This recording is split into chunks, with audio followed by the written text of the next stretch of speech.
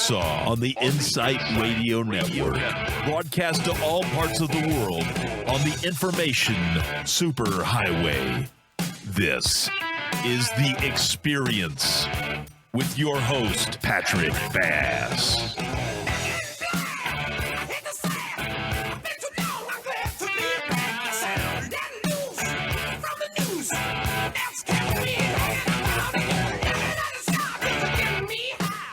We're so pleased to introduce our next guest.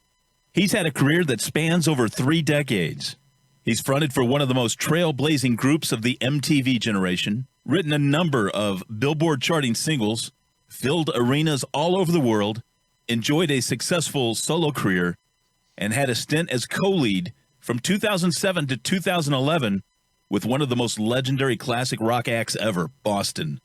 As a part of Stryper, he sold over 8 million albums. Recently, he released his solo album, 10, and is currently recording a new studio album with Stryper. Welcome, Michael Sweet. Michael, thanks for joining us. How are you doing? I'm good. How are you doing, man? We're just doing great. We're hanging in there. You know, this has been a difficult time for everybody. It's been a very difficult time for everybody, but I know that we're all going to figure it out, and we're going to emerge stronger and better. And I'm really staying hopeful of that. I believe in that 100%. I agree with you. I think you're exactly right. I wonder how it's affected you personally, though. I mean, as a touring musician, that has to have a great impact on you. Yeah, I mean, subconsciously, I'm thinking more about the future and the uncertainty of it, you know. But I'm not dwelling on that. I continue to work. It just so happens that Stryper started recording an album right when this started, the pandemic, and I finished it not long and turned it in. So it's been work as usual for me. Nothing's really changed. Getting ready to start on the Sunbomb project, Tracy Guns. And I'm going to start on another project right after that. We've got some other plans for the year regarding Stryper. And then we've got the new single coming out, Stryper single coming out on June 26th, I believe, a Friday. That's fantastic. You've definitely have been very busy then. You know, I'll be honest with you, just as busy as I've always been. Now, maybe that'll change. I never take that for granted. And I never say that with an ego of any sort. But, you know, I've been very busy. Well, that's good. Hey, I saw your post. I think you posted it yesterday about your 10 albums that you listened to every day in the 80s. Yeah. Man, you nailed my favorites. Absolutely. They were absolutely on that list. Well, you know what, man? I mean, those are just a few of the albums I listened to in the 80s. There are many, many more. Maybe I'll do another post with 10 more. But I listened to everything from, as you can see, Survivor, Journey, all the way up to Maiden and Ozzy Osbourne. I mean, I had a pretty broad range. I wasn't just a diehard, hardcore metalhead. Right. I love that stuff, but I also loved the talents and the production and vocal abilities of bands like Journey and Survivor. Yeah, I agree with you. I mean, I think if you look at most people's playlists, you know, there's going to be a fairly wide range. Yeah, for sure. I mean, a good song is a good song. Absolutely.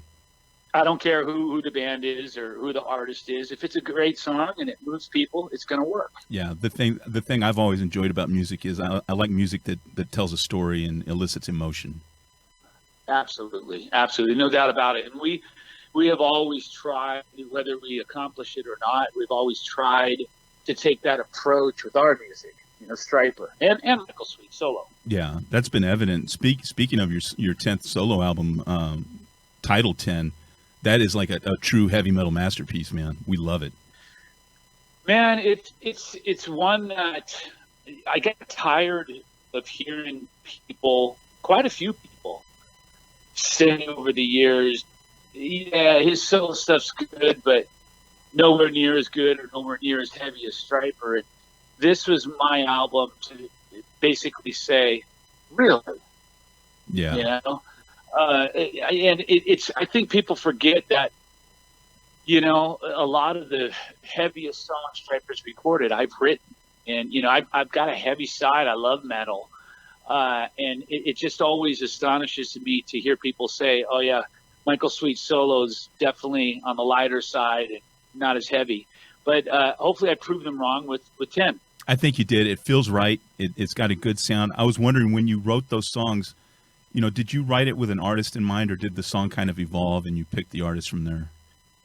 I just came up with the guitar riff first, and then created a drum loop that fit. Uh-huh. And then once that happened, that's usually about maybe a 15-minute process. Once that happens, the song just starts snowballing, and it's usually 2, 3, 4 hours later, it's completed. That's amazing.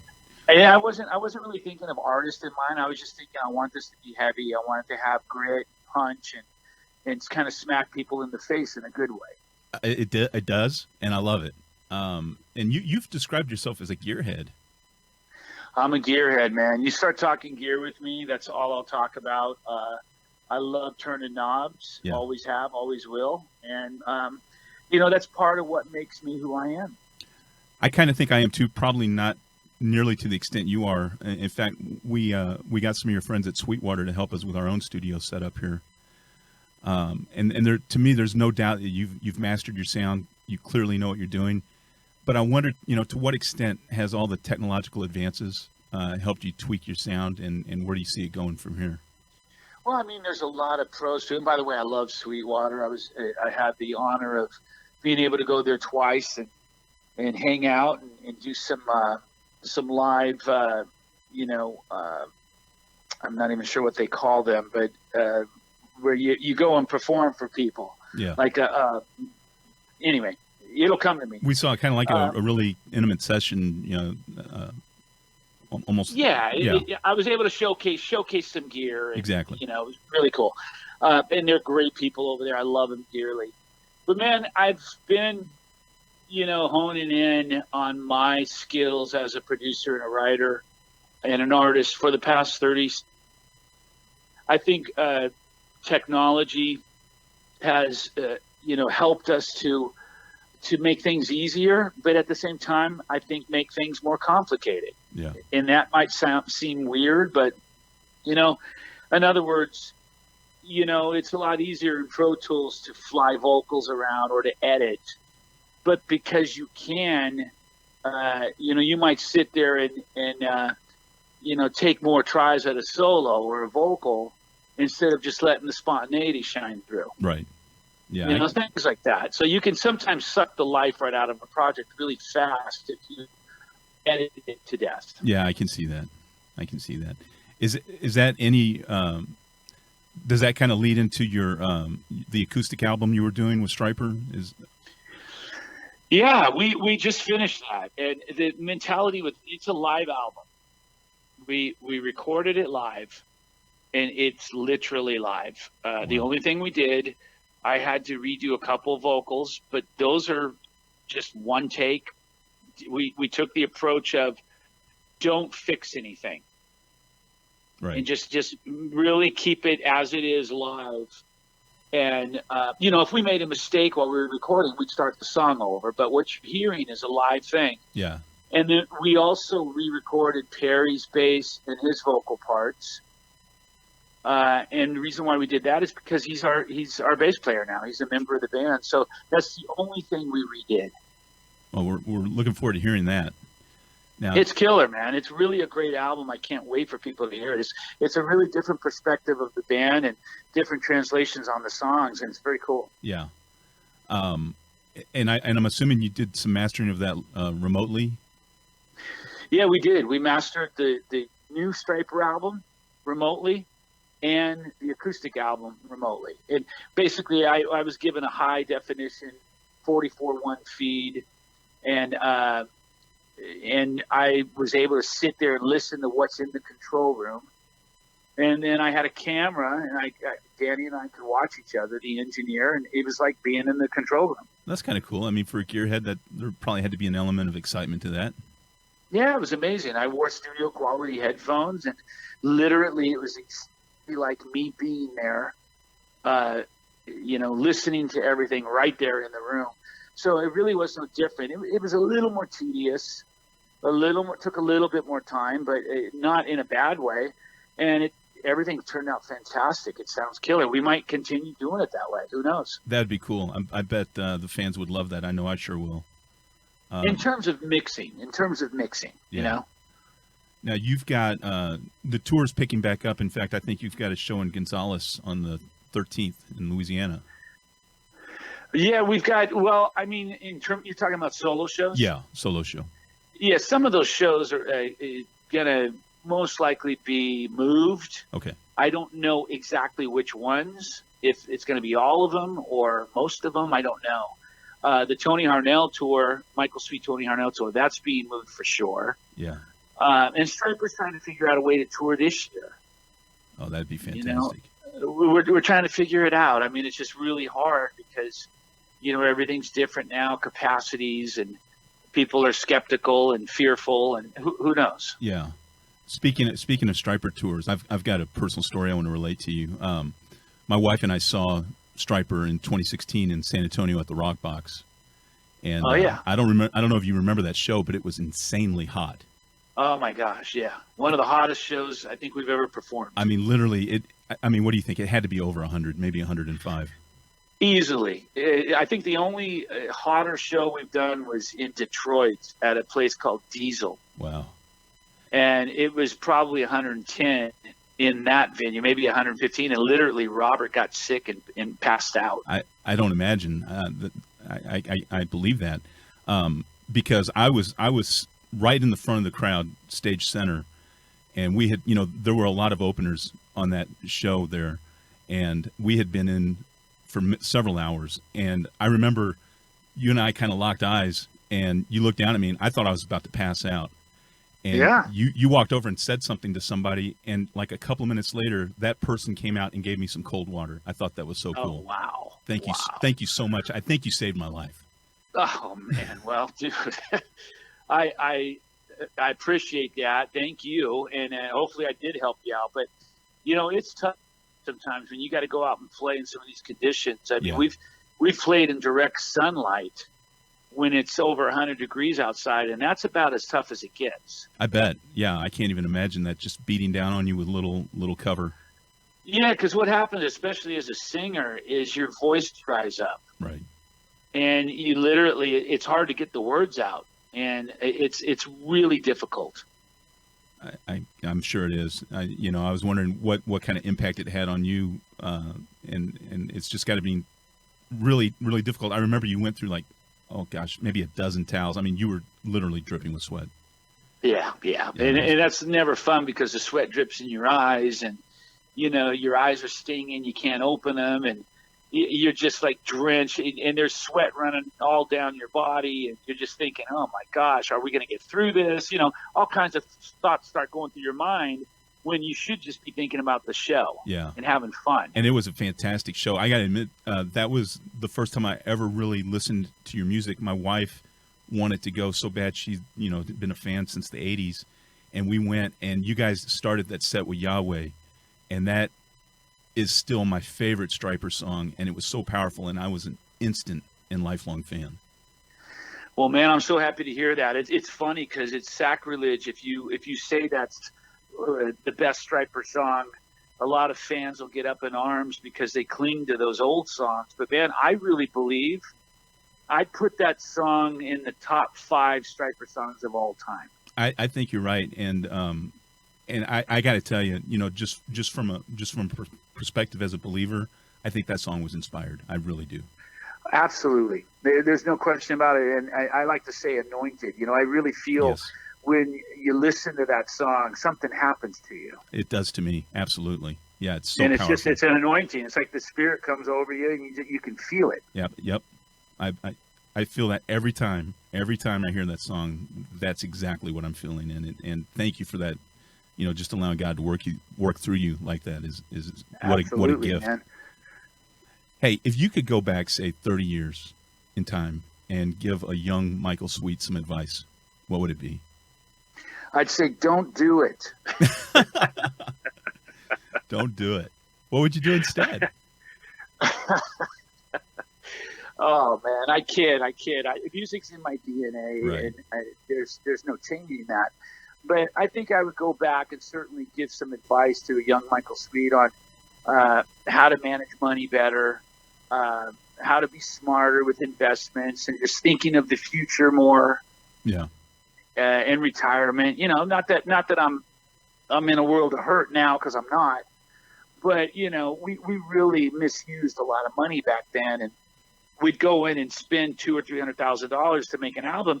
Now we're making albums for $25,000. Wow. And there's just so much misuse of funds, and we could have thought differently and learned a lot back then. But that being said, man, I don't know what I would have been if I didn't do music. Maybe a doctor, someone who helped people. Yeah. Well, that's good advice for an aspiring musician, really. Absolutely. I might have been a doctor, because I love to help people. And, hopefully we've done that over the years. I think you have. And we're looking forward to much more. So you started out by giving us a little bit of information on what's next. Anything beside that as to what's next? Well, we got the new album coming out. New song comes out June 26th, and it's a barn burner, as they say. Nice. I think people are going to hear it and say, "What?" It's got that Yahweh effect, but it's not as long a song.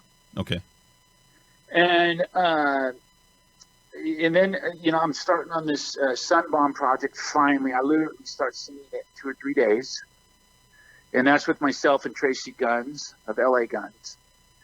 And then I'm going to start on another project with Frontiers. And that'll get finished by the end of this year. Got a bunch of, other things planned. And then I'm going to start writing the next solo album by the end of the year. Well, you've got your plate full, as it were. Well, I like to stay busy, man. Yeah. I don't like sitting around, and as long as I can keep doing it, I want to keep doing it. Well, we're glad for that. I want to be respectful of your time. We're coming to a close here. In light of everything that's going on in the world, if you could get one message out to the public, what would it be? I would say there's a word that is very important right now, and that's unity. Mm-hmm. George Lynch and I released an album called Unified. And I feel like we're the exact opposite of that right now. Yeah. Not just as a country, but quite possibly as a world. There's a lot of separation and division, and people are angry, and sometimes rightfully so. But at the same time, it's okay. There's a difference between righteous anger and wasted anger. Sure. Or hateful anger. Nothing wrong with righteous anger, but we got to do it in love, and we have to do it unified. I agree. Now, how do you do that? I don't know. I don't have the answer for that, but I think it starts with one person, and hopefully it spreads to everyone. I agree with you, and I think, just circling back a little bit, really the only way we can do that is through the power of Christ. Yeah, so. No doubt. And I posted something about that the answer is right before us, and it's so simple. It's not complicated. It's very simplistic. And all of our the answers and solutions to our problems are in one book. That's right. But most of us roll our eyes at that book or fail to read that book because we're so caught up in reading everything else other than that book. And all the answers are right there. I agree with you. Yep. If we can just be wise enough to recognize that and embrace it and try to live it to the best of our ability. Yep. Well, Michael, absolutely. Thank you so much. Again, what a neat experience to listen to your music and to talk with you just for these few minutes. We wish you the very best, and we're going to be listening and watching and looking forward to the next great things you have coming. I appreciate it, brother. Thank you for your time, man. God bless you and yours, and we'll see you out there on the road. Sounds good. Thanks, everybody. That's Michael Sweet, and this is the Insight Radio Network. We'll be back. Take care.